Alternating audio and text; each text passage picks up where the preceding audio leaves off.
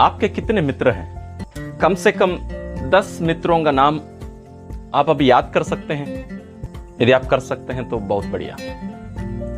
और इन 10 में से सबसे अच्छा दोस्त, अंग्रेजी में कहें तो आपका बेस्ट फ्रेंड कौन है? हो सकता है आपको एक नहीं 2 या 3 भी हो सकते हैं। नाम याद कर लिए? मुश्किल लग रहा है? हो भी सकता है। और आप अपने बचपन में जाइए। आप जब स्कूल में पढ़ाई कर रहे थे, स्कूल के दिनों में जो सबसे पहले आपके बेस्ट फ्रेंड बने थे, क्या स्कूल के आखिरी तक वही बेस्ट फ्रेंड रहे? हो भी सकते हैं तो शायद नहीं भी। क्या वही व्यक्ति आज भी आपके बेस्ट फ्रेंड हैं? यदि हां है तो बहुत अच्छी बात है, वो एक बहुत बड़ा आशीर्वाद है। यदि नहीं है तो आपके अनुसार इसका कारण क्या है कि आपके बेस्ट फ्रेंड बदलते गए? और क्या कारण है जो आप हमेशा इस व्यक्ति को ही अपना बेस्ट फ्रेंड मानते आ रहे हैं? कभी आपने अपना बेस्ट फ्रेंड बदला नहीं। उसका कारण यह होगा आपका उनके साथ जो समय बिताते हैं आप, वही सबसे महत्वपूर्ण बात होगी। मैं भी अपने बचपन के बहुत सारे दोस्तों को भूल गया हूं। आज ना तो उनका चेहरा ना उनका नाम याद है। आपके साथ भी ऐसे हुआ होगा क्योंकि हम उनके साथ संपर्क में नहीं हैं। इसी प्रकार क्या आपका ईश्वर के साथ संबंध है?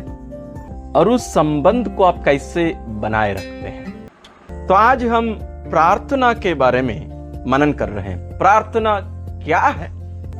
यदि कोई आपसे पूछे आप प्रार्थना करते हो, यदि आप करते होंगे तो आप बोलेंगे हां। तो दूसरा प्रश्न रहेगा प्रार्थना क्या है? तो आज हम साधारण शब्दों में हम समझने की कोशिश करेंगे प्रार्थना क्या होती है। एक वाक्य में हम कहें तो प्रार्थना ईश्वर के साथ हमारा वार्तालाप या बातचीत। जैसे एक संबंध में, एक रिश्ते में, वो दोस्त के साथ हो, माता पिता के साथ हो, किसी के साथ भी हो, उस संबंध की रीढ़ की हड्डी वार्तालाप है।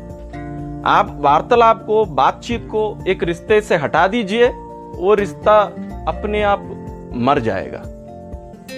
उसी प्रकार जब हम प्रार्थना ही नहीं करते हैं तो हमारा ईश्वर के साथ घनिष्ठ एक संबंध नहीं रह सकता। एक वार्तालाप में, एक बातचीत में 2 बातें होती हैं। एक है सुनना और दूसरा है बोलना। हम अधिकांश सोचते हैं प्रार्थना का मतलब बोलना होता है। नहीं, बोलने के पहले सुनना है। जैसे आप जिनको अपने दोस्त या बेस्ट फ्रेंड आपने कहा है, आप उस व्यक्ति के बारे में कैसे जाने? जरूर उनके बारे में लोग बताए होंगे, ये व्यक्ति फलाना है, ये वैसा है, इसका गुण ठीक नहीं है, तुम्हें इसका देखरेख करना चाहिए, तुम्हें ध्यान में रखना चाहिए, धोखा देता है लड़का। लेकिन आप कभी ना कभी अपने माता पिता से या दूसरों से कहे होंगे नहीं, मुझे पता है वो कौन है, उसके गुण क्या है, उसके बारे में मुझे आपसे जानने की जरूरत नहीं है, मैं उसको व्यक्तिगत रूप से जानता हूं। इतने विश्वास और भरोसे के साथ आप कैसे कर सकते हैं? उसका कारण है आप या मैं उस व्यक्ति के साथ समय बिताए हैं। हम उसकी दिल की बातों को जाने हैं और वह व्यक्ति हमारी दिल की बातों को जानता है।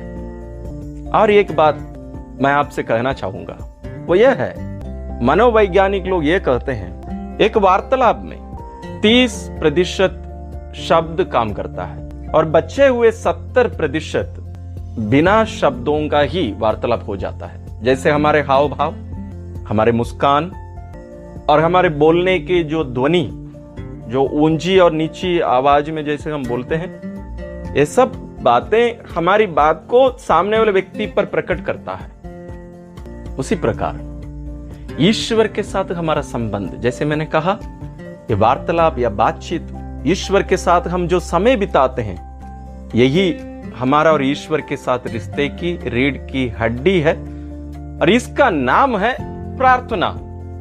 ईश्वर के साथ हमारा संबंध बनाए रखने का जो माध्यम है वही प्रार्थना है। इसको हम कैसे समझें? आप अपने मोबाइल में जरूर इंटरनेट चलाते होंगे, इसलिए आप यह वीडियो देख पा रहे हैं। आपके मोबाइल में डेटा नहीं है, आपको क्या करना पड़ेगा? आपको किसी से वाईफाई मांग करना पड़ेगा। ठीक है, मान लीजिए आपका दोस्त आपको वाईफाई देने के लिए तैयार है, या आप अन्य कोई जगह पर हैं जहां वाईफाई उपलब्ध है। आप जब मोबाइल में वाईफाई का बटन चालू करते हैं, वहां बताता है कि 1 या 2 या ज्यादा वाईफाई का कनेक्शन उपलब्ध है, फिर भी आप अपना मोबाइल उस वाईफाई से कनेक्ट नहीं कर पाते हैं। कारण तो आपको भी मालूम है, मुझे भी मालूम है, पासवर्ड।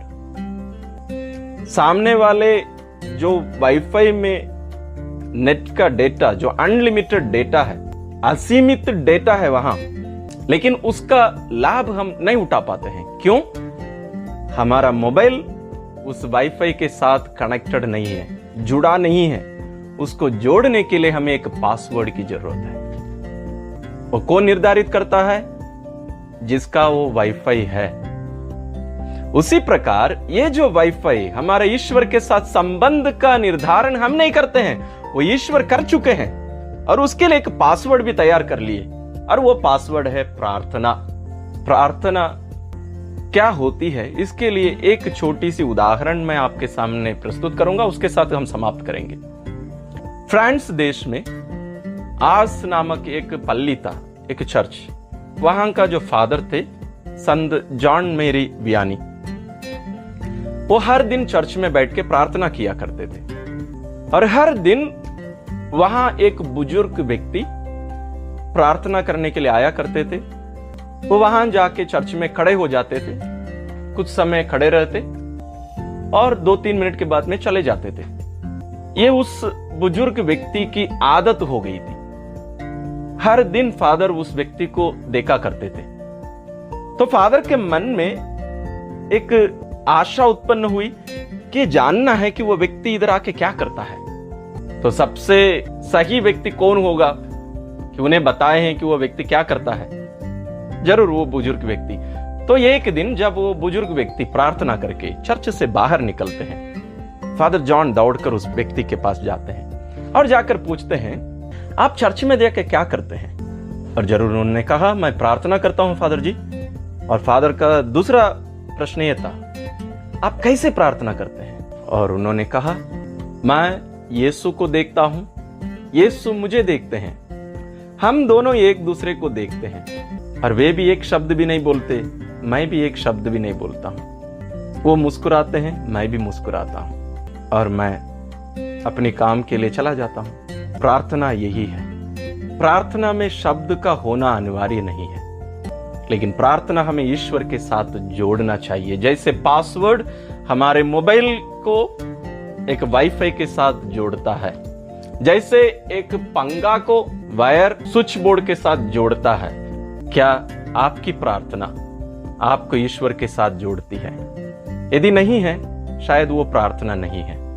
हम ईश्वर से प्रार्थना करें कि ईश्वर हमें अपना वाईफाई का पासवर्ड जो वो बनाए हैं वो हमें दे दें, और हम उनके साथ संपर्क में आकर उनकी कृपाओं को, उनके कृपादानों को, जैसे वाईफाई का लाभ हमारा मोबाइल वो पासवर्ड के द्वारा प्राप्त करता है, जैसे इस वायर के द्वारा पंगा में स्विच बोर्ड से बिजली आती है, उसी प्रकार ईश्वर के उन असीम कृपादानों को हम प्रार्थना के द्वारा प्राप्त कर सके। ईश्वर हम सबों को आशीर्वाद दे।